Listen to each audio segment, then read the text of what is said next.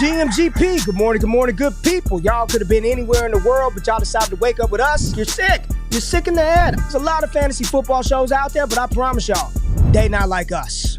Brock Bowers, you looked a little quicker than fast. What does that even mean? Redraft, Dynasty, best ball, high stakes, we got you covered. And that's MVS and Justin Watson. With some of the dopest tools designed to help you cancel out the noise and dominate your leagues. If there's a white wide receiver named Antoine, sign me up. Maybe it's cultural. I don't know. In season or off season, rain, sleet, hail, and snow, comma, semicolon, period, next sentence. to bring you the most actionable and entertaining content on YouTube. You don't go buy the dip on the Titanic. Quarterback that you love, D-Bro. One of the best values in fantasy football. Prop bets with my man JRich. Is that yes! Let's go! So wipe the crust out of your eye, get you a cup of coffee. It's time to wake y'all asses up with Ray And Jay. in the morning. My God. How good is Dude. he? How good is he? Let's get it. G M G to MP. GMGP. Good morning, good people. It is November 20th, 2024. Y'all decided to wake y'all asses up with myself and my brother from another mother. Y'all know who it is. JRich at your boy JRich on X, Blue Sky, wherever you getting your social media content at. Holla at us. We glad y'all in the damn building on this Wednesday, baby. Hump day. Who we got in the building? Baxter. Popping with you, Baxter. Baxter already want to know. Cade Otten or Trey McBeast. Jimbo in the building. Let's effing go. What's popping with you? FF, what's going on, Snog? What's up, baby? What's going down with my dog right there? MV Prof, Greg in the building. TJ, Tyler, Brunson, Jordan Baker. What's going down? Wake up fan Jorge from Rhode Island. What's up, baby? What's going down with you, GMGP? JRich, we got some stuff we got to talk about today, baby. We're going to talk a little Lakers. Hey, you see my boy Dalton Connect, JRich? I did not see it, but I saw the blurb. The best rookie in the NBA in 2020. I got to find something to be excited about because I damn sure don't want to talk about the beatdown my Dallas Cowboys suffered on Monday night. I don't want to talk about it. We'll talk about it. A little bit. We're going to talk running backs, though. We got to talk running backs in this show. Maybe some rookies. We're going to have a good time. Brock Bowers. We're going to talk a little Brock Bowers. We didn't get to talk about him on Monday. We got a lot of dope stuff for y'all. So hit that thumbs up button. Like the content. Subscribe to the channel. And I am dropping my first, JRich, my first 2025 full mock 1 through 32. Going through every team. Not just fantasy football. All the positions. GQ's been working in the background, baby. Jay, how you doing this morning, fam? I'm good, man. I'm good. I am glad that Monday Night Football is over. Look at me still playing the music. Yeah, I like that. I'm glad Monday Night Football is over. I am excited because there is a ton of news out of New York, and I feel like we could spend an entire show just on the turmoil, the implications, what's going to happen out in New York. Both sides for us, fortunately. Pretty hilarious to see what's been going on in New York over the past couple days. And I'm sure it's only going to get worse. And Ray, we got a massive announcement as well. We will touch on that when we get to the news. But how are you feeling, my friend? I feel good, man. Ask you. Good, man. Had a long night. We had a bunch of stuff at work, events last night. So just trying to get it. I was this close, Jay, to be like, hey, man, we ain't gonna do this show tomorrow. We'll just catch the people on Friday. But we love the people so much. We had to do that. Yes, so hit us up in the comments, chat with us, and understand. And remember, we're doing AMA on Friday. So pull up on Friday, have all your questions. If there are things that you want discussed, answered, hit us in the comments and let us know. That way we can address it and talk about it on Friday. We definitely want to engage with y'all. That's what makes this show fun. That's what makes it great. Sir. Like, Jay, I thought about this. We've been doing this for like 3 years, dude, and we've had like 6 guests on ever. It's just you and I every single time. Me, you, and the damn people. And I freaking love it, man. I love it. But there are a lot of things that we need to get to. So let's pull it up, man. Let's pull it up. Let's get to the news, Jay, and you could run it, and then we'll get into it, baby. Let's go straight facts right in a second once I can find the button, Jay. Where the hell is the button at? Here you go. Straight facts. Let's go. The biggest news in the world of sports. Covered and brought to you by one man, Jordan Richards. This is Straight Facts. All right. Come on, Ray. You're killing me, bro. My bad, dog. You got. How do I get off the screen? Jay, how do I get off? Get you on the screen. Get me off. Get me off of here. Get This me show on, is Jay. off to a hot start. Yeah, I love it. It's off to a flaming I love start. it. I can't move it, dude. I can't. Oh, here it is. Here it is. Here it is. All right, There Jay, you go go. ahead. You can take it. You can take it. Go ahead. Start talking. All right, so we were kicked things off with a bit of Monday Night Football news because Jake Ferguson suffered a concussion, and so he is unlikely to be active for this coming week, which sucks because the tight end position is already awful, and it's only getting worse. There's players on bye this week as well. So Jake Ferguson could be unavailable, so definitely monitor his status. That was from head coach Mike McCarthy. Ray, on the San Francisco front, Kyle Shanahan, I almost said Mike Shanahan there, said that Brock Purdy is dealing with shoulder soreness in his right shoulder, which is not great for a quarterback and definitely not great for a team that is already reeling and struggling overall. So to have shoulder issues for Brock Purdy could be a problem. He's not expected to miss any time, but maybe some decreased performance overall. And that's not saying a lot for a guy who is kind of treading water right now at the QB position for fantasy football, but he has been running football as well. But we'll see if that becomes anything. Hopefully not. And then on top of that, George Kittle is expected to practice this week as well. Shanahan said he's hopefully going to be available for practice today. If not tomorrow, he should be more than fine. Steelers OC Art Smith said he wished he got Justin Fields in the game more against the Baltimore Ravens. So don't be surprised if you see Justin Fields going forward in this Steelers offense. That was a bit of a surprise for me. Your boy, Ray, Marshawn Lloyd is activated off IR on Monday, so we could see him in some late season action for the Green Bay Packers. The Chiefs signed former New England wide receiver Tyquan Thornton after they waived him. That hurts, man, but it is what it is. Tyquan Thornton waived by the Patriots because he sucked, and now he's going to win a Super Bowl. Congrats to you, my man, Tyquan. Jonathan Brooks expected to make his debut in Week 12, along with Adam Thielen coming back off of his hamstring injury. So a lot of reinforcements coming for Bryce Young and the Carolina Panthers. And on top of that, Miles Sanders not expected to be active this week, and I doubt for the rest of the season.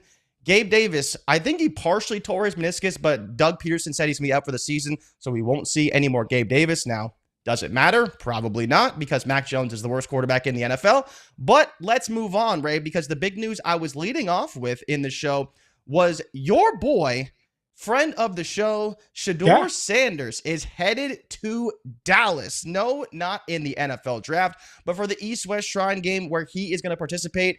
For people who don't understand how this kind of works, this is the bowl season, the events for a lot of the seniors. Now juniors are eligible as well. But the entire Sanders family will be in Dallas, Ray, when we aren't, which is just great for us because we'll be in Mobile for the Senior Bowl.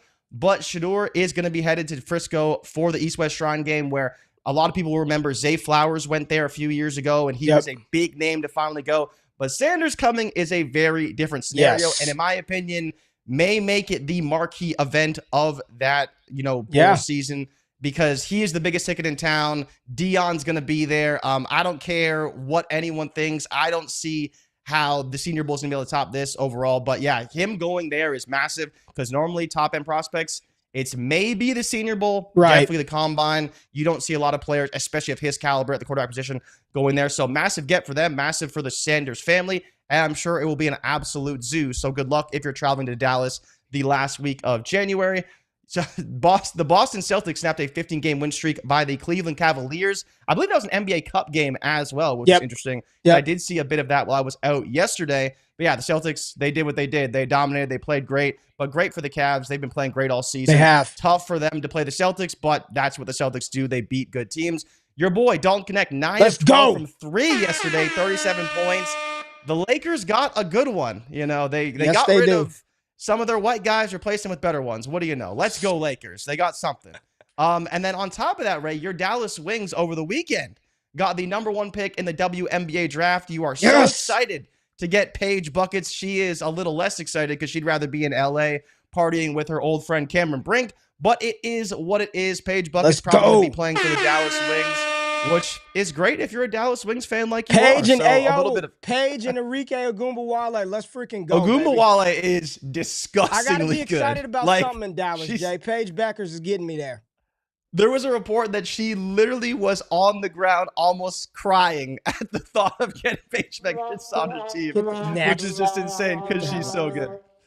But the two stories out in New York that are just so interesting, and this will take me a minute to get through all of the news because it is an absolute whirlwind, but we'll start with the Jets firing Joe Douglas yesterday in another move to elicit change for New York. Now, there's been a kind of mixed reports about Douglas's effectiveness in New York because he's had a couple of great draft classes and a couple of really bad ones as well. But then you have further reports from Diana Rossini and Zach Rosenblatt from The Athletic saying owner Woody Johnson was much more active this offseason.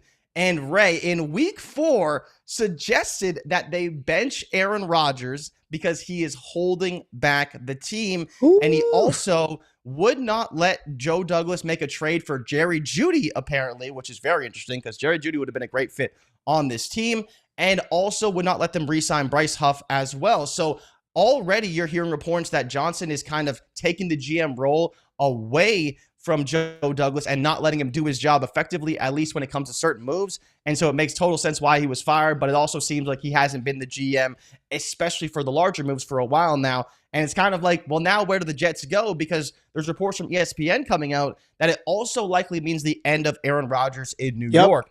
He was asked about playing in New York next season. He said he'd love to come back. But with the firing of Saleh in week 5, which was kind of came after the fact that they wouldn't bench Aaron Rodgers, to now firing Joe Douglas, it's basically a cleaning house at this point, at which point I believe that Aaron Rodgers will be gone.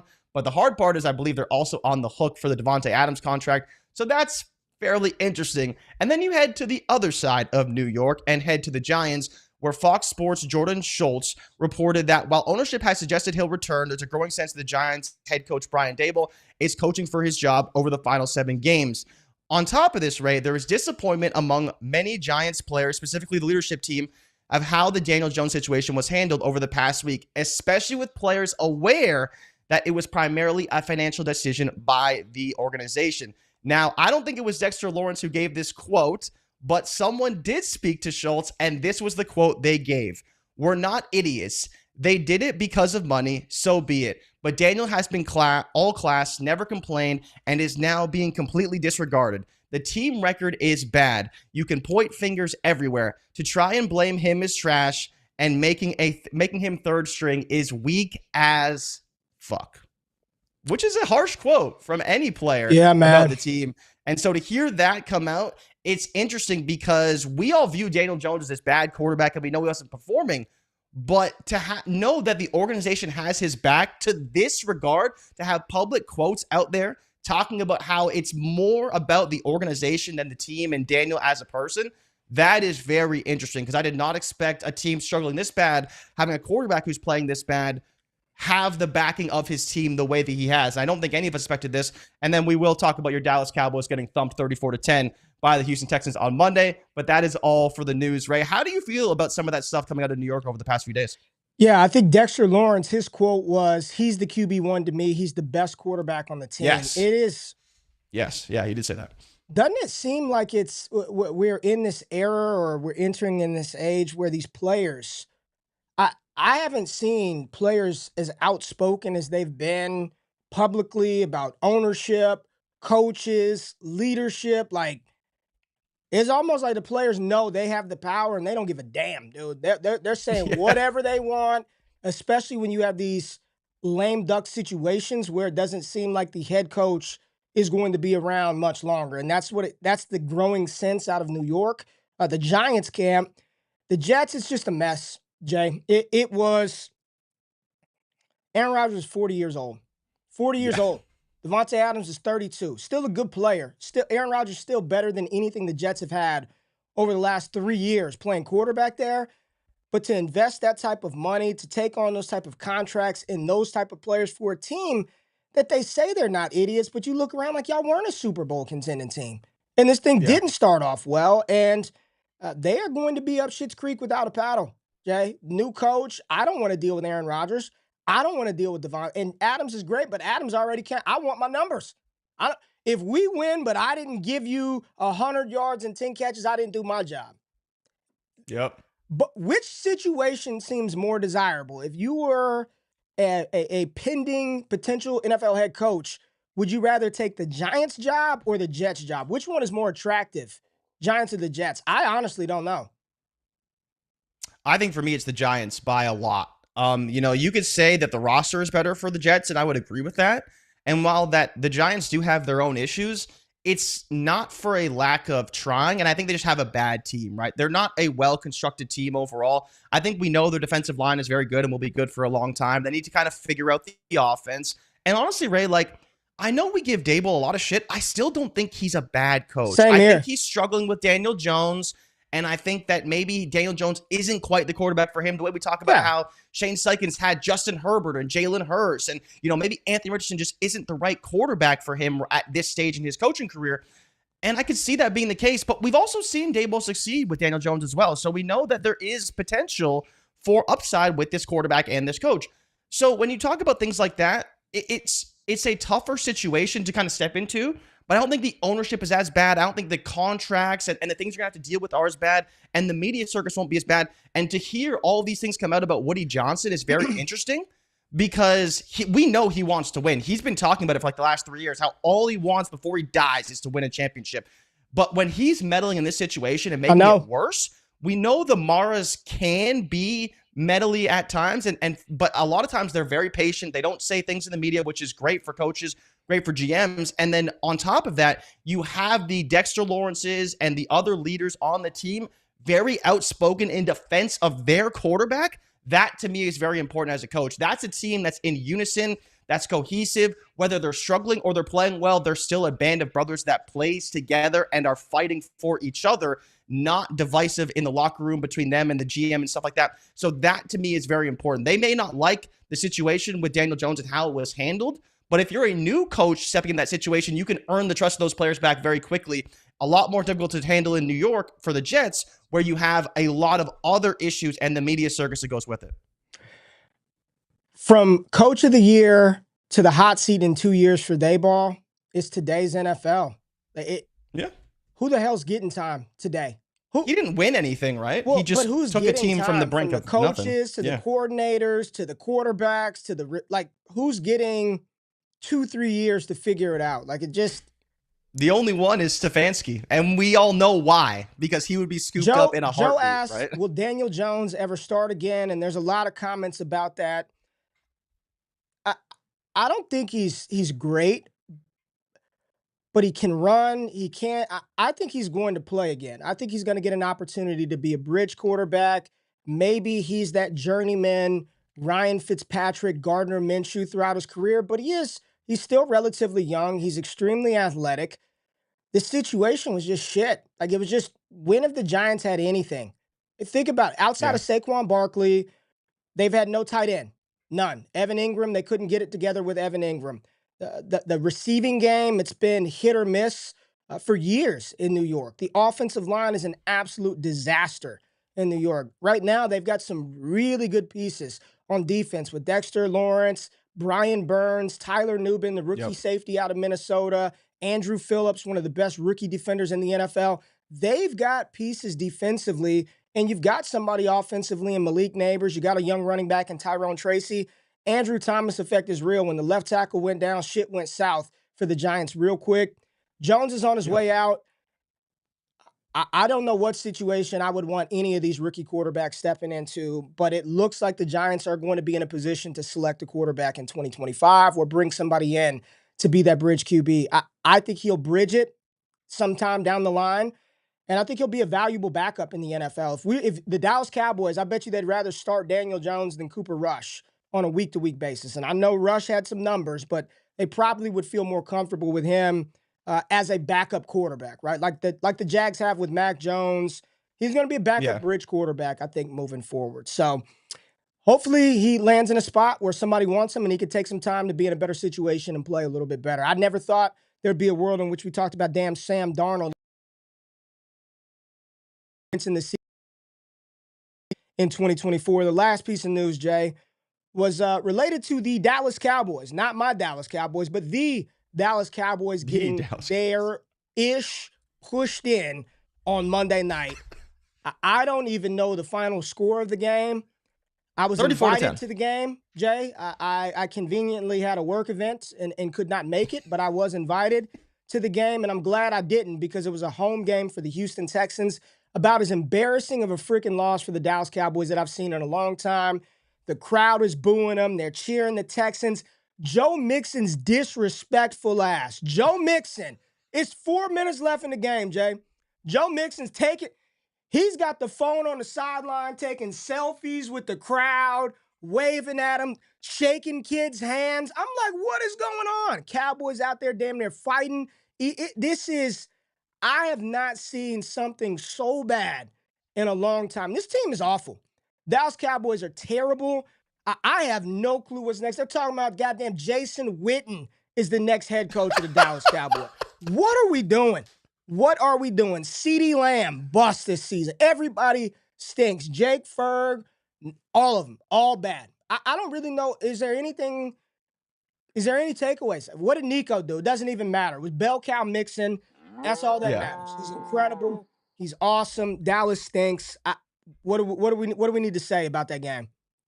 So the shitty part for us, right? And obviously we love Nico. First play of the game, he hit a quick screen, like a tunnel screen for 75 yards, and it was a legal man downfield on the RPO, which is great. He finished with the same numbers as Tank Dell, 454, 7 targets apiece. It was fine. Stroud, once again, like, he's not a bad quarterback, but he did nothing, right? He didn't throw for any touchdowns. Mixon got 3 touchdowns, and that's kind of how it played out in the game. The other side, of course, Cooper Rush is probably the funniest part. So one, I don't know if you saw this, Mike McCarthy said he wished he got Trey Lance out there in the fourth quarter. Like, LOL. So we may see some Trey Lance in the coming weeks for the Dallas Cowboys, but Cooper Rush threw the ball 55 times, 354 yards, 8 for 93 for CeeDee Lamb. Luke Schoonmaker, Ray, if Jake Ferguson misses some time, he had 656 on 10 targets. So that's pretty interesting. If you're in fantasy and you're hoping for some tight end production, maybe Luke Schoonmaker could be your guy, the Schoon Man. And we know you like yourself some Luke Schoonmaker. Rico Dowdle, once again, did absolutely nothing after it was announced he was going to be the primary ball carrier. 10 for 28 with only 2 receptions, so nothing great from Dowdle. But yeah, the story really is just Stroud kind of really didn't do much, and Mixon went crazy. With a failing season on the field, they got the stadium is falling apart too. Stadium falling. Everything is falling apart in Dallas. Did you see the Texans posted it with a picture of an L? Laughing stock. Absolute joke of its franchise and a joke of a team right now. And here I am still freaking pulling for him each and every week. I mean, sure. Everyone keeps saying start, trade, to find out what you have.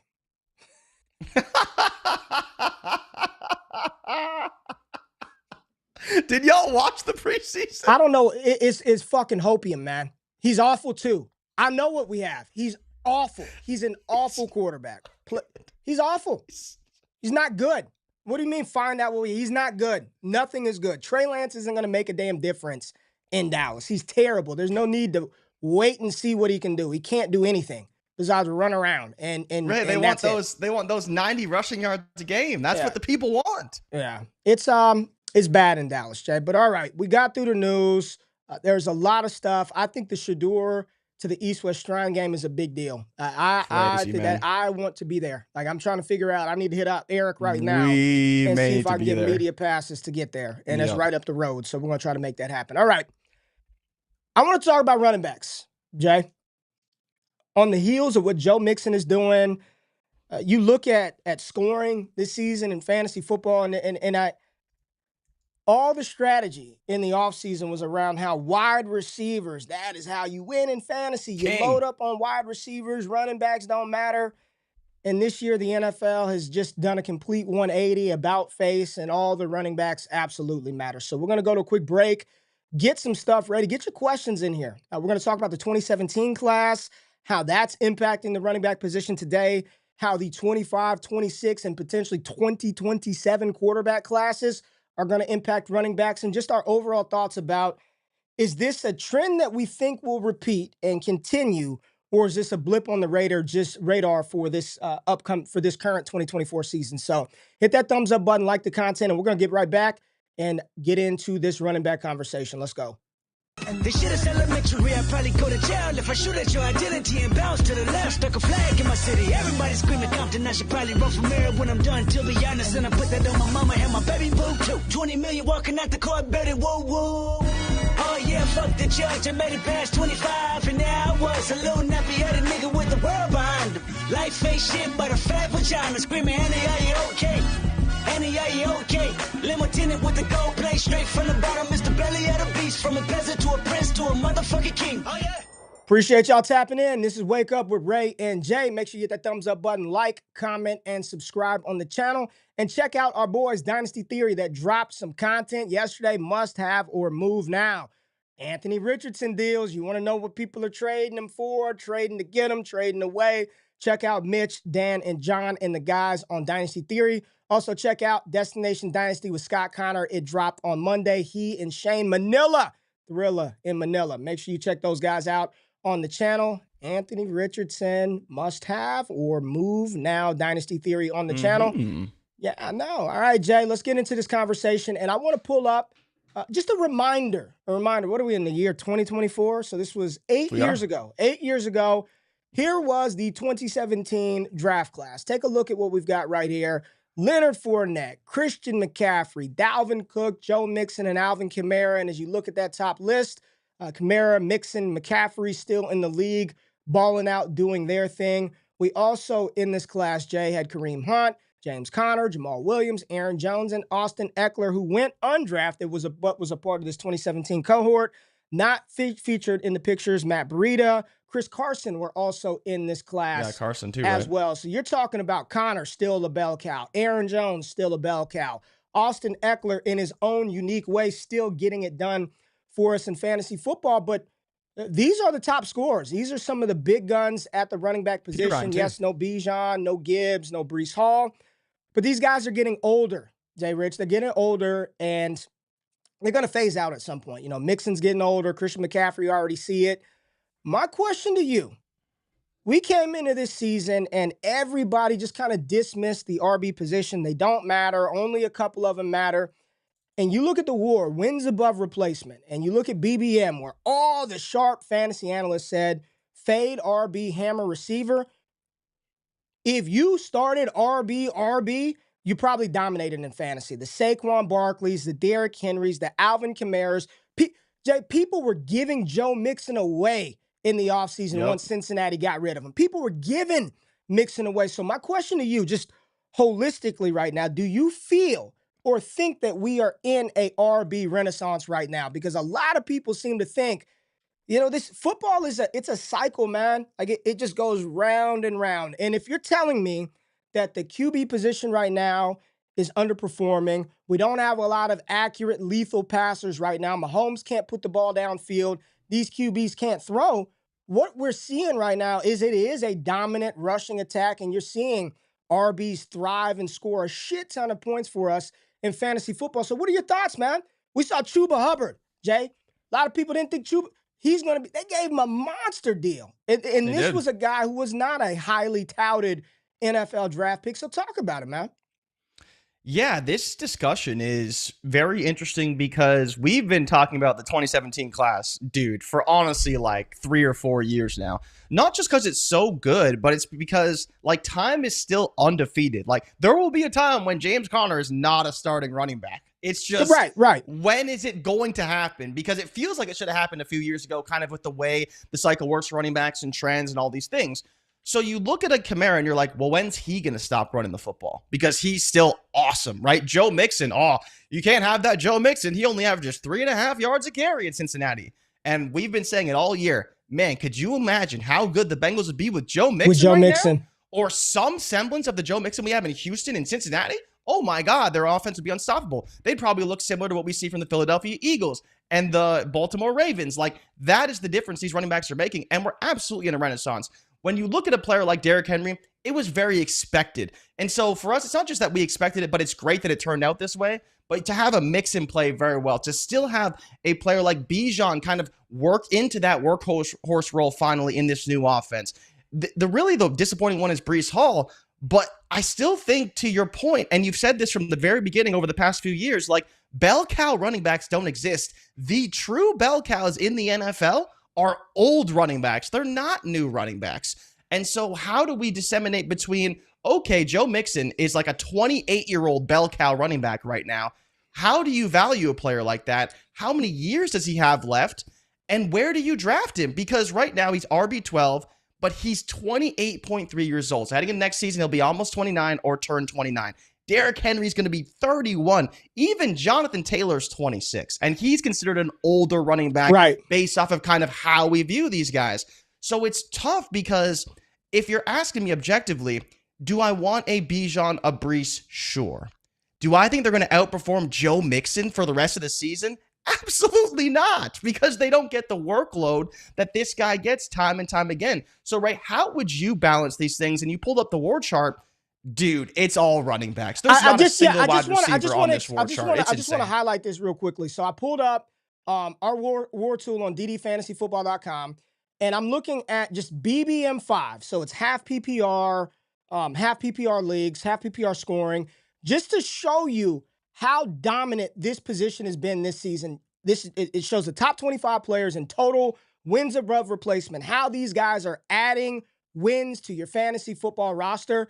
Let me show you the wide receivers that are on the page. You got Jamar Chase, Amon-Ra St. Brown, Justin Jefferson, CeeDee Lamb, Chris Godwin. Those are your receivers. That's it. Out of the top 25 most valuable assets, you got 5 damn receivers, okay? You got 1 tight end. You've got 2 quarterbacks. Every other position, Henry, Saquon, Mixon, Alvin Kamara, Gibbs, Bijan, Kyron, James Cook, David Montgomery, Kenneth Walker, Breece Hall, Achane, Chuba Hubbard, J.K. Dobbins, Josh Jacobs, DeAndre Swift, James Conner. Those are your leaders. If you drafted any 1, 2, or potentially 3 of those guys, I guarantee you, sight unseen, league unknown, you're fucking dominating right now. And people in the chat are already saying it. I started off RB, and BBM, and my teams are monsters. I think it was it Stanley said he had 3 straight running backs. Team is just dominating right now. So my question is this, Jay. There was this point in time where it seemed like the NFL said that these guys weren't valuable. We're not going to pay running backs. And all of a sudden, it seems like we're switching back to that point where they're like, hell yeah, we will pay for the Chuba Hubbards. We will give Breece Hall this contract. Gibbs is going to get a deal. You're seeing the NFL just revert back to what it was. And I don't know if it's because of the quarterback position, if it's because of the defenses, they can't read it. But here's what I want to say. Everybody on X or Blue Sky, whatever you, Jay, do you think that thing's going to stay? The Blue Sky, we're on there. Follow me at RayGQ. I just got to follow us, man. Do you think Blue Sky is going to stick, Jay? Ray, I mean, look, man, let's be honest about the situation. Social media is a inherent liberal environment. Until someone named Elon Musk came around and bought it all up, and then it turned into a pseudo-Republican conservative environment. And then the liberals didn't like that too much, and they created their own thing. And so, as divisive as your country may be at times, it does seem like we are getting to the point now where we are going to have a social media for one type of person and a social media for another type of person. And I don't agree with it. I think it's stupid. But look, it's a free world, free country. You can create whatever you want, and people are going to congregate where they want to be. And I do think that's actually a good thing. I do think that people wanting to be a certain place. There's nothing wrong with that. There's nothing wrong with that. Well, what was the point of that? Where was I going with that? What the hell was I saying? Follow us on Blue Sky and Twitter now, because we're on both. We're posting on both. That's what I was going to say. So everybody on social media right now is talking about how bad the 25 class is at QBs. So bad. Shador, Ward, Milroe, Dart, Ewers, awful class. It ain't getting no better. Like what's coming in 2026? What's coming into it? Arch Manning. Okay. We got Arch, right? Okay. Is Drew Lohr coming out? The point is this. Like, we're not in this era, man, where you could kind of, like, you knew Tua and Trevor Lawrence and Justin Fields and those guys were coming multiple years in advance. And regardless if they were good or bad, people were excited about those quarterbacks entering the NFL. 21 might go down as one of the worst. It might go down with that, I think it was the 2000 QB class that had Josh McCown and Akili Smith and Cade McNown. It might go down as bad as one of those classes, but the QBs aren't getting better. Nico Iamaleava, maybe. I don't know. He doesn't look that great to me. I have no clue. Starting hot, but so after that. Here's what I think is going to happen, Jay. The Geno Smiths, the Baker Mayfields, the Jared Goffs, these QBs that you might not think are, they're going to have jobs for as long as they want to play. As long as Matthew Stafford wants to throw the football, somebody's going to employ him because he's better than every. Matthew Stafford, Geno Smith, Baker Mayfield, they're better than every freaking quarterback coming in the draft right now. Every single one over the next couple of years that we could reasonably project right now. So if we're going to be dealing with these caliber of quarterbacks in the league, Jay, like it's only going to, it makes sense that the running back position, because the damn QBs can't do anything, they're going to continue to get opportunities. So is this a trend that's going to carry into next year? I don't think we're going to see a damn Garrett Wilson and Marv and Puka Nakua in the first round of startup drafts in redraft next year. I don't think that's going to happen. It's going to be heavily skewed to the running backs, and that doesn't even include Ashton Genty and Hampton and Caleb and Quinshawn and Woody and Singleton and all the running backs that are coming in here in 2025. Yeah, it's funny because we've actually talked about this for a very long time. Our longtime listeners know that we've had this conversation a lot. Like, losing players like Ben Roethlisberger and Eli Manning and Tom Brady and Phillip Rivers, and like, I'm sure there's tons I'm forgetting just off the top of my head, but like all these guys retiring, 36, 37, been in the league 15 plus years, 12 plus seasons. Like, once we lose Aaron Rodgers and we lost Drew Brees, like, as bad as Aaron Rodgers is, he's still better than like most 3-year starters in the NFL at just being able to know what to do, to run an offense, to get the ball where it needs to be. Yes, his own like aged abilities are failing him a little bit right now, but his mind is still there to know where to get the ball and where it needs to be. It's just whether his body can actually communicate that and deliver the ball. So you talk about having all these young quarterbacks in the league, and we've been sort of waiting for this pendulum to swing to some extent because you just can't continuously run out Trey Lance and Anthony Richardson and all these quarterbacks and expect them to throw the ball 40 times a game and win you a game at 24 years old. We're already seeing it with CJ Stroud this year because he was great last year. This year, not so much. Jaden Daniels potentially hitting a bit of a rookie wall. Caleb Williams struggling. Like, it just takes you back to, okay, we have all these young quarterbacks, but how do you support a young quarterback? Old heads say it from time and time again. The ball. You gotta run the fucking football. That's how you support your young quarterback. And I think even if you look at New England to some extent, having Ramondre on the team, a workhorse running back, whether he's efficient or not, a player that you trust with the football is very important. And that's where you look at DeAndre Swift and his struggles with Caleb Williams. You look to Jaden Daniels and who he has at running back with Brian Robinson and Austin Eckler, right? All these young quarterbacks that have good running games, even Stroud with Singletary last year when he was really good, and Dameon Pierce when he was kind of okay before that. That definitely makes a massive difference. And obviously, in the case of Stroud, you see the benefits of having Joe Mixon on the roster as well. So it's just very interesting because you have all these older running backs who want to play, who need jobs. Like, even Leonard Fournette's been trying to get a job for the past year or so after he left Tampa Bay.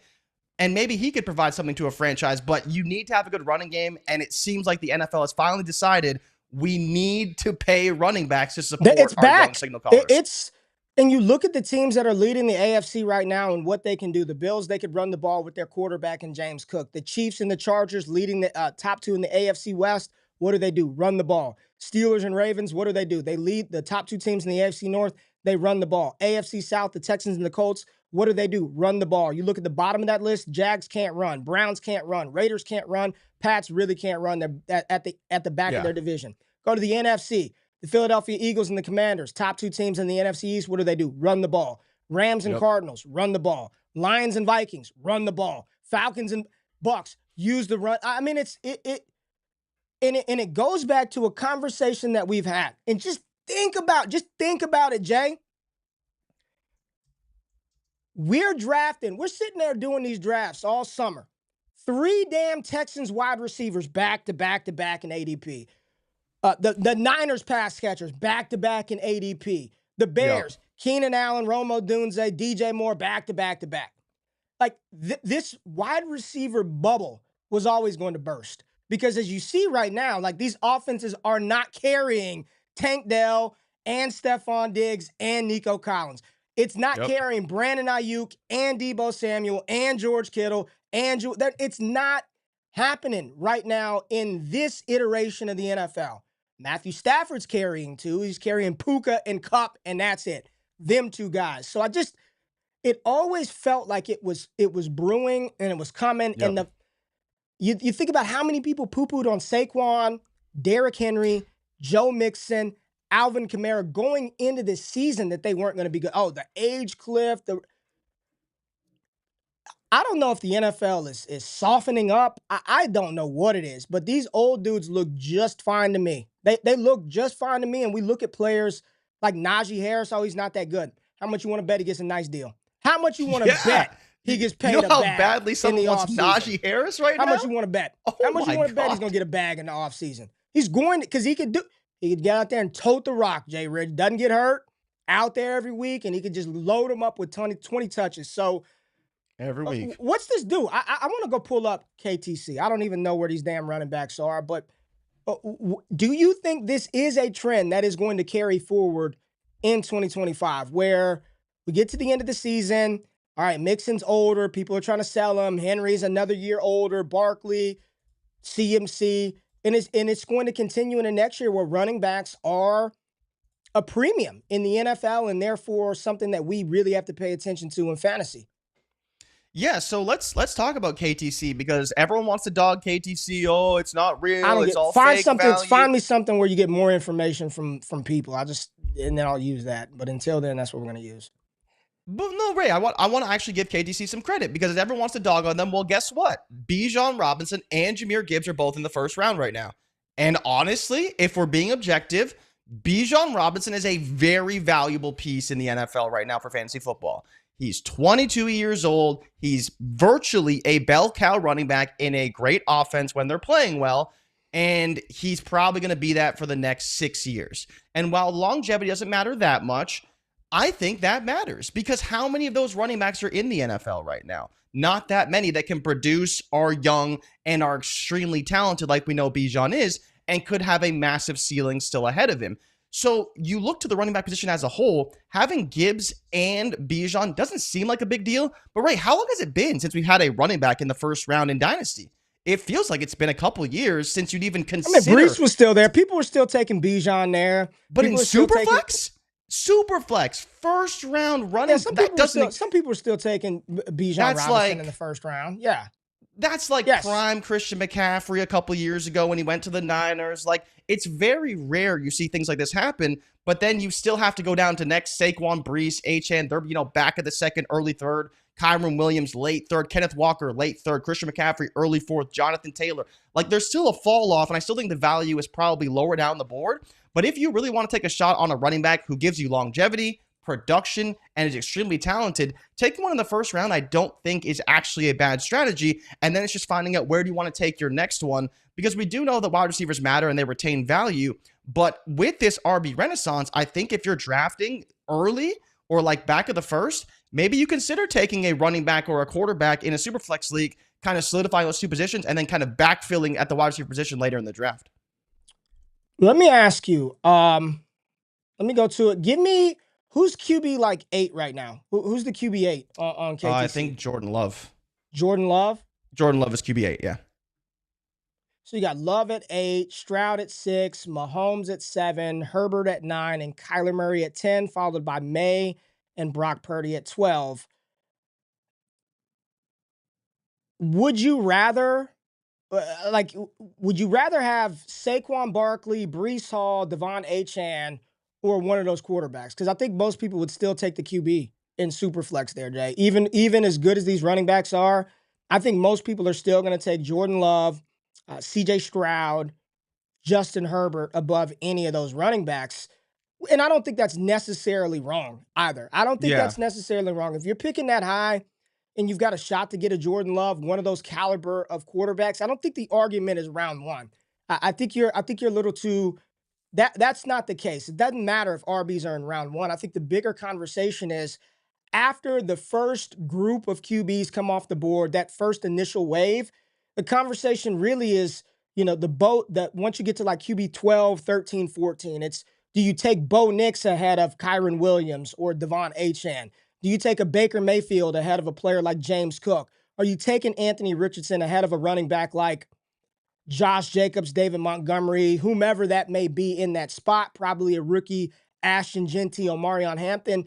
I think the pain that a lot of dynasty gamers and fantasy football managers are feeling today, especially in Superflex and hell, maybe even in some single quarterback leagues, it comes down to that QB2 spot. Do I put in whoever the hell it is, whoever your QB2 is, or do I start David Montgomery? Who am I plugging in that final Superflex spot? I don't know if we can answer that today, but what I do know is that the scoring from the running back position has significantly outweighed the scoring of any other position in fantasy football this season. And I don't believe that's coincidence. I don't think that's just an anomaly. I think it's a direct result of what's happening on the field and the inability for some of these quarterbacks who have historically been these scoring monsters that have helped elevate these receivers. Hell, even think about Tua, how bad it looks in Miami with Waddle and Tyreek. Like, something is happening, and it's not just coincidence that these running backs are getting more opportunity to score points as an inability of some of these quarterbacks to get the ball to those playmakers. And I don't know what the take is, Jay. I watched CJ Stroud, and he's still top 5 in the league in passing yards. But you watched that game on Monday night, and whether it was because they didn't need to do it or Mixon is that good, he felt like he was the engine of that offense. Like, he was carrying Stroud in the offense because he's so good at the running back position. Jalen Hurts is doing his damn thing. I'm not taking anything away from Hurts. You pull Saquon off of Philly, I don't know if they're sitting there at 8-2 right now. You know, I don't know that. I don't know that, even with Hurts there. So I do think this is going to continue. I do. And seeing what the Panthers did, I'm excited for Brooks. I think Brooks is going to be great in Carolina. And I also think Chuba Hubbard's going to be really good. This Thunder-Lightning combination, having multiple backs that can do multiple things, the creativity of these offensive coordinators realizing, let's get these playmakers the ball. I think this trend is going to continue, Jay. Yeah, going back to your conversation about the RBs, I think while I am totally with you on the first round, we're also coming off a year and multiple seasons where it's like 7 straight quarterbacks in a Superflex league. And that was the norm. That was expected. You have to get your quarterbacks because they score the most fantasy points. And now we're getting to a spot where it's like there is room to take a wide receiver up there. There is room to take a running back up there potentially. And it's not just where value is today, because the value in the offseason is probably going to be even higher for some of these running backs. Like Saquon Barkley is the 20th overall player right now. But where is he going to be come the offseason when he's the highest scoring player in fantasy football this season? And he's still only 28 years old and still playing in Philly. Like, I think he could be a top 15 asset at that point. And where if you were buying him today, maybe you're getting some value down the stretch as well. And all these players kind of get boasted up a little bit. But yeah, it's an interesting trend that we're seeing. And I don't think it's going to change either. These split backfields, and you look at a team like the Detroit Lions and the success they have on offense, it is largely because of their 2 running backs. Right? And what they're able to do to open things up for Jared Goff and open things up for a passing game. Because as much as we love Amon-Ra St. Brown, they have a very lackluster wide receiver core. If you're really looking at their team overall, they got one really talented receiver. We really like Sam Laporta. But outside of that, it's not much different than what you see from a lot of offenses that are just kind of average across the league. But they make it work because their running backs are so good. And I think Tampa is another team that you look to their transition. Last year, they couldn't run the ball at all. This year, they have 3 running backs that are more than capable of getting 12 to 15 touches a game, and all are very effective both through the air and on the ground, and it's shown in their offense. Mike Evans is out. Chris Godwin is out, and this team is still just as good, and you have to give credit to Liam Cohen and what he's doing, but to have a plethora of running backs that are talented that can do multiple things is clearly an advantage in the NFL right now, and like you're talking about with Chuba Hubbard, him and Jonathan Brooks could be another great tandem. And if this is a trend in the NFL, we'll see how it impacts fantasy. But those running backs that do get the 70% in a great offense and are the edge of that team is a massive difference. Massive Joe difference. asked this question. She said the RB cliff is real. After age 27, the chances are 50-50 to hit their average career. She's not saying anything that's wrong. I believe that there are certain points where you need to reset the data set. Like the NFL is different than it was 5 years ago. And while that cliff may be historically true, if a team goes out there and pays Aaron Jones another contract to go out there and run the ball, they're giving James Conner 2-3 years.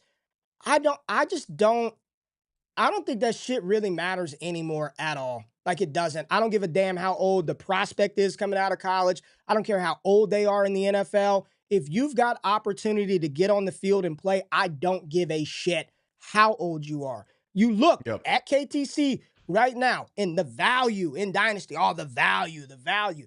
You got players. I'm just JSN and Brian Thomas Jr., George Pickens, DK Metcalf, Zay Flowers, all those guys higher in value than Derrick Henry, Joe Mixon, David Montgomery. You got still Chris Olave ahead of Tyrone Tracy, Brian Robinson, Alvin Kamara.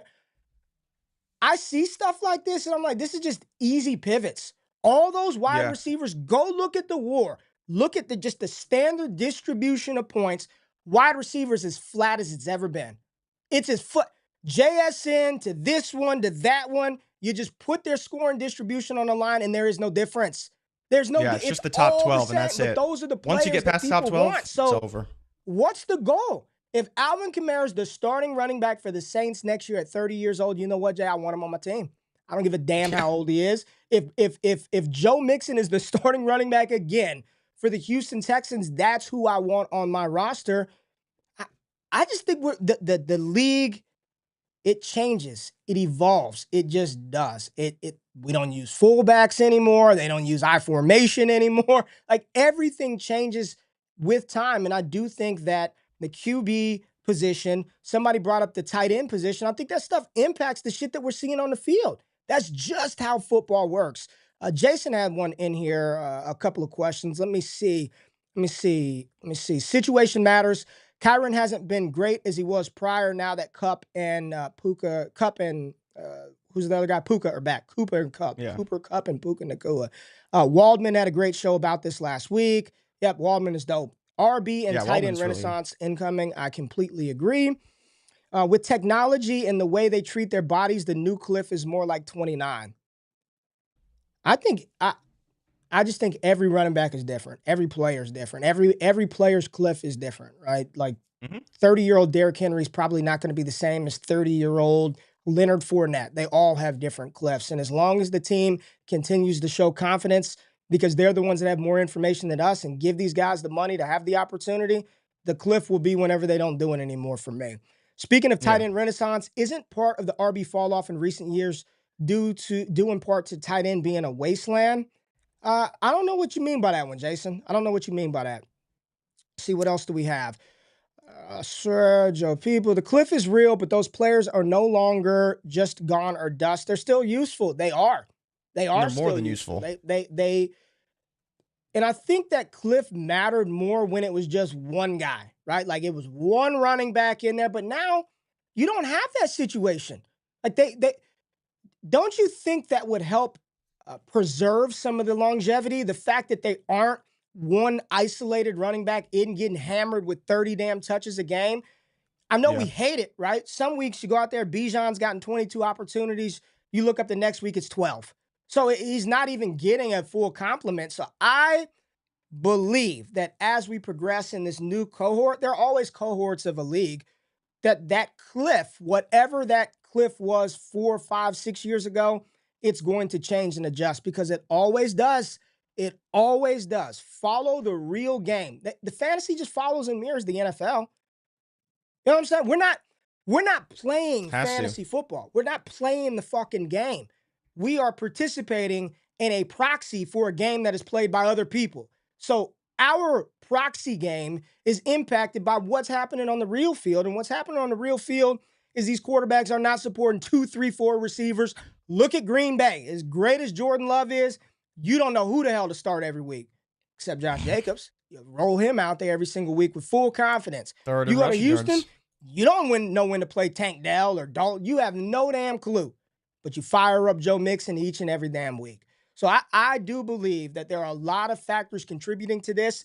And with these 2025 running backs coming in, I'm not saying Alvin Kamara is going to the bench, but would it shock you if they drafted a cat to complement and spell Kamara and just run the shit out of the ball in 25? The running back renaissance is coming. How we need to adjust in fantasy football, it's probably a topic that we're going to dive into and discuss all damn off season. But load up. because there are some, I think and truly believe, the best RB class since 2017 is on the horizon. Ooh. 25 is no joke. I mean, just before we go, I just want to show this because I think it's a better impact when you just see the numbers for your damn self, JRich. Look at this. Just look at this, man. Look, this is so far on the season from Ashton Genty. 256 carries for 1,893 yards and 26 touchdowns. Averaging 7.5 a pop. Insane. That Mountain West, baby. Jordan, let's pull up a couple others real quick. Let's pull up my boy, RB3 in the class. Let's pull up Caleb Johnson. Let's just look at what this 6 foot, 225-pound running back is doing. 88 for 13, 28, and 20, averaging 7.1 a pop. Omarion Hampton, JRich. Hampton. Omarion, you do like yourself some Hampton in this class. Let's see, 6 foot, 220 pounds, 248, 14, 22, and 14 touchdowns. Oh, yeah, he also has 31 receptions on the season as well. Now, let's just pull up one more for fun. Let's pull up one of my personal favorites, Woody Marks, who people don't even know about from USC. Bias there. 174 for 1,024 yards, 9 touchdowns, and 43 receptions on the season for Woody Marks. Damn. 43 catches on the season for Woody Marks. So this RB renaissance is on the way. I'm telling y'all right damn now, Jay. Second rounders, load up, my friend. The class is deep. It's strong. And I think with this poor play at the QB position, you're going to continue to see offenses invest in that position, a la what the Patriots did years ago. The Patriots legit set the blueprint years ago. Yeah. Because they were cycling in Steven Jackson, LeGarrette Blount, Danny Woodhead, whomever they could bring in to just spell for a season or two, and they bell cow it. They RBBC it up. Remember how frustrating damn Rex Burkhead was for us in fantasy? Good Lord, you couldn't stand that. James Rex White Burkhead, for years, on the field, right? Man, they set the blueprint, man, and we said it. Yeah. In fantasy football, man, you got to either adapt or you die. Adapt or die, baby. Same with the NFL, right? And I think the coordinators make a difference too, right? A lot of the new coordinators, they're McVays, they're Shannies, right? They're RB guys that like to run the ball and have really good running schemes. And then you talk about the class as a whole. We're finally seeing a class that's probably, you talk about 2017, but if you want to go to 2020, right? When 2020 was a great running back class, didn't play out as well as we hoped, but it was just a very talented running back class as a whole and helped to guide some of the top running backs that we have now. Yeah. And it's I know people, and I know for a long time we talked about how often running backs just get hurt more and they get injured more.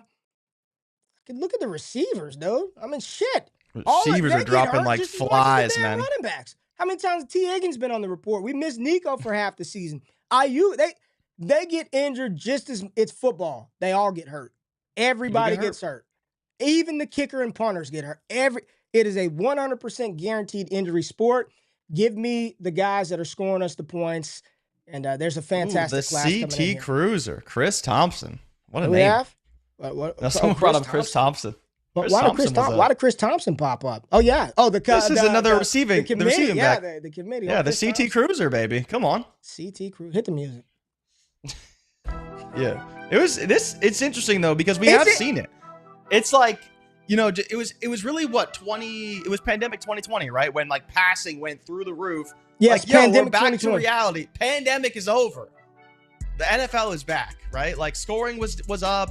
And then it was down, and now the RBs are back. I think and we have a lot of young quarterbacks. Blame Patrick Mahomes, man. It's all Mahomes' fault. His ass can't beat too high, and now it's just screwed up. QB market is effed. The tight end market, there is none. Wide receivers, people like think about it, man. People don't know what to do with QB right now. They don't know what to do with AR. Caleb. Imagine if you had $55 million into Trevor Lawrence right now. Woof. Right? Like, I think that's the interesting part. QBs are well deserved to be paid, but you better make sure you have the right quarterback, because paying $55 million, $60 million to the wrong quarterback right now. You think is Brock going to get paid? People are saying Brock might not get paid. I think Brock is probably the most interesting case. Does he deserve to get paid? Yes. Is he a $50 million quarterback? I would say probably not. Dang. If you're not, we talk about it, if you're not Burrow, if you're not Herbert even, and some people don't even agree with Herbert, right? Like, if you're not Lamar, is Stroud a $60 million quarterback? People want us to talk about Taysom Hill. Taysom Hill played awesome. What do y'all Taysom. want us to say about obvious shit? He played great. Yeah. Start him next week. Taysom Hill played great. And I think it's so interesting. You have the Baker Mayfields that are cheap. Geno Smith is cheap, right? They're not these highly paid quarterbacks, but they're playing just as good. Brock Bowers is good too. I did want to talk about Bowers. Holy hell. Unbelievable. He's about to break Puka's record, man. I think he's going to set the tight end rookie record of 86. No, right. He's not just going to set the record. I mean, he may lead the NFL in receptions this season. Hey, he's second in the league. If you had to redo, don't hot take this shit, gang. Redo the 2024 draft. Take Superflex out of it. Just PPR. Like, would you rather have Marv and Neighbors or Brock Bowers? Just in a running back class in 24 was awful, so blast them off to the moon.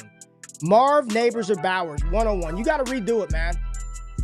I mean, you could take. I think the case really is Bowers at 1 is tough. I think the ceiling just. Why do people do that? What ceiling? Because it's valid. What ceiling does he have? He has Marvin Neighbors, and any wide receiver has an 18 touchdown ceiling. And that you just exists said that in the NFL. Bowers at the tight end position is going to lead the league in damn receptions, Jay. The positional advantage you get, it's a 1-2 position. But are you playing positional advantage, or are you playing to score fantasy points? Because drafting positional advantage, I don't really agree with that personally. It matters, but I don't personally subscribe to I'm drafting. This is how you end up drafting Travis Kelce every year in the first round in BBM. And would that have hurt advantage? For 6 years, that would have been great. What about Dalton Kincaid? Oh, that positional advantage. Sam Laporta, that positional advantage. It does backfire on you. So let's not pretend that it doesn't. But here's the difference between. But is he the 101? Here's the difference. Like, is Bowers the 101? You saw Kelce be great. You're seeing Bowers do it now. The same hope he's that good. You're great. hoping that Marv. What has Marv shown that says that he should be ahead of Brock Bowers?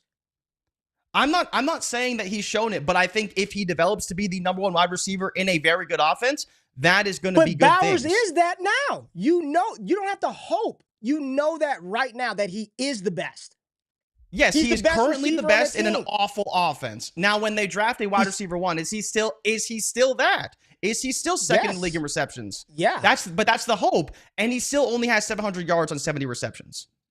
So it's not like he's stretching the field, getting down the field, right? Like, he has the same amount of receptions as Jamar Chase with 350 less yards. Now, of course, they're different players, right? But that type of volume should yield some type of result. And while it's a tight end position, I understand what you're saying. How is Phil is saying positional advantage is overrated? How? How is it overrated? I believe it's overrated personally, right? Leave, and we just talked about the wide receiver scoring is flat. As great as Neighbors was, but not at the top. Not at the top, though. Receivers scoring what he's scoring right now. But we're talking about the top. What Bowers is doing. But we're talking about the top. We're not talking about the middle. We're talking about the top. If you're a top receiver in the league, which you're projecting Neighbors and potentially Marv to be, that ceiling in WAR is higher than the top tight end. If you want to play positional advantage, you can do that.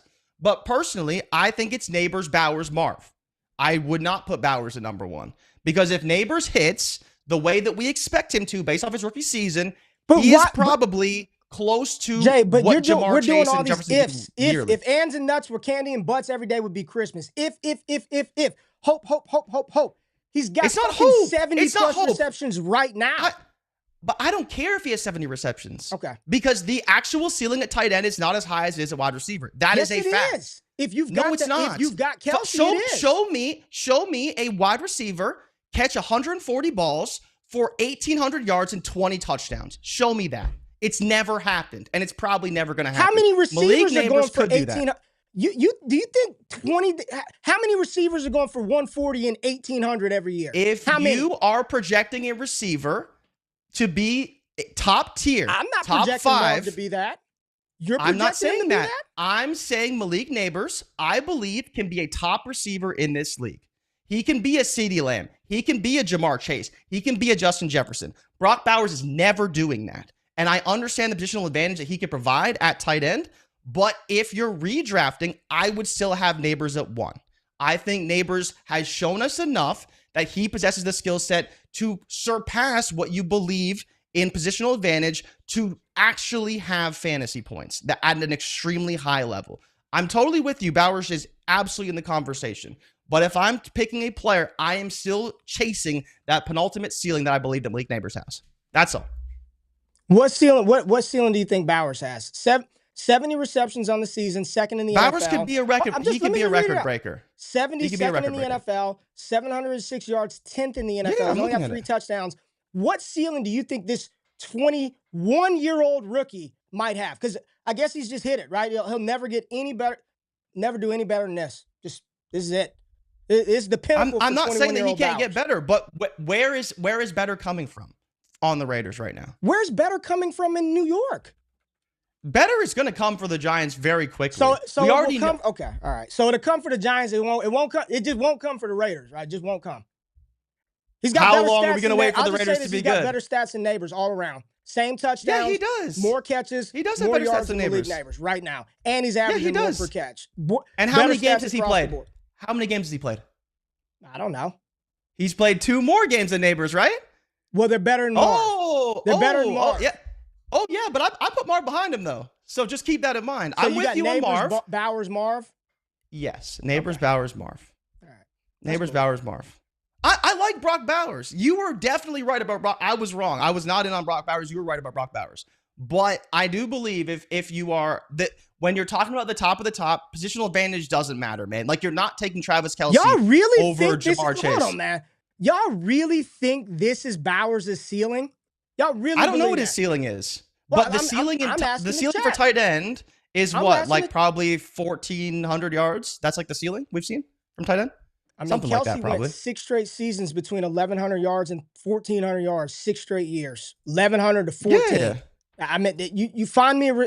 There are receivers that don't go on those type of runs. But I think And- Gronk still has the best tight end season, right? With like his 20 touchdown season. Yeah, I think he had Probably. like 20 damn TDs. Yeah. Yeah. Like Kelsey's highest, let's say that his highest fantasy production is 105 receptions for 1,416 yards and 11 touchdowns. He did have a 12 touchdown season, so that may trump it slightly. 110, 1338, and 12. But I believe the 2020 year was Mahomes' 50 touchdown, 5,000 yard season. Yeah. All right. And he still only had 1,400. Here's what I'll say. This right? is what I'm gonna say, man. Go to Dynasty Daddy. Go to Dynasty Daddy and go to the trade database. Go look at what you can acquire Bowers for. It is. I agree. He's at much lower value. Very obtainable. JRich. Very. Well, do you know what he's ranked right now? Because I actually didn't know this. What, on KTC? Yeah. What's he ranked? He's 14th on KTC. Overall. Tight end won by a mile. And By a listen, mile. you can say all that positional advantage don't matter shit that you want to, but at a position like tight end where people truly are like, I don't know what to do. Pat Freiermuth, David Njoku, Kyle, they all stink. They all stink. And if you drafted the stinky one, you're getting like 3-4 points. If you have Bowers, he's as plug and play as you'll ever see. And you don't even have to worry about it again. I'm not saying, Jay, that Can I bring up one point quickly? Go ahead. And I know you're going to hate that I'm bringing this up. But there was a tight end who was very highly drafted. Very highly touted. A unicorn, they said. His first season, he had 110 targets, 68 yards, 1,000 yards, and 1 touchdown. Who is that tight end? Kyle Pitts. And what has he done since? And what happened, Ray? They drafted wide receivers. They drafted Drake London. They brought in Darnell Mooney. They got Bijan Robinson. They got significantly better. It's not going to happen to Bowers, but it's funny. What does that have to do with the Raiders? What does this have to do with anything? It could be his best season. It could be. All right, it was Kyle Pitts' best season. Hit the music. Hit the music again. The music already ran out. All right. Appreciate y'all pulling up, man. Make sure you check out Dynasty Theory on the channel. Mitch, John, and Dan. Must have or move now. Check out Destination Dynasty on the podcast radio feed. JRich is putting shorts out. Make sure you check out the shorts on the channel. And my 2025 we'll have a Brock Bowers shorts today. Man. Y'all are, if you think this is the ceiling, y'all are insane, man. Let me pull something up real quick. See, we were about to go. I gotta pull something up real quick because people think I be bullshitting, man. From the first, let me go. Hold on. I am. This show's never gonna end. What'd you say? This show's never gonna end. I don't give a damn. People are still here, man. The people are still here, JRich. From the moment this dude stepped on the field in college, man. Oh, we're talking about this college moment. 882 yards as a true freshman, 942 yards as a sophomore, 714, and from his first collegiate game, there was no doubt about it. He was the best player on the field in the SEC. And you think he was the best tight end in college. This 21-year-old rookie, this is his pinnacle. I will guarantee you he puts up a Kelsey-like season. Guarantee, barring health. He's incredible, dude. And quarterback play, of course. 2024-101. 2024-101. All right. Appreciate y'all. Hit the thumbs up button, like the content, subscribe to the channel. We shall see y'all AMA on Friday. Give us any questions, comments, stuff like that, and we're going to get after it on Friday. Anything you want to say to people before we get out of here, Jay? Good stuff. Nah, good show, everybody. Thank you for inciting some more argument in the chat. We had a lot of fun. Appreciate y'all tapping in, and we'll see you guys on Friday, what I'm sure will provide some more laughs, some more fun, and some more excitement. Thank you for tapping in, and we'll see you guys on Friday. We're out. Peace.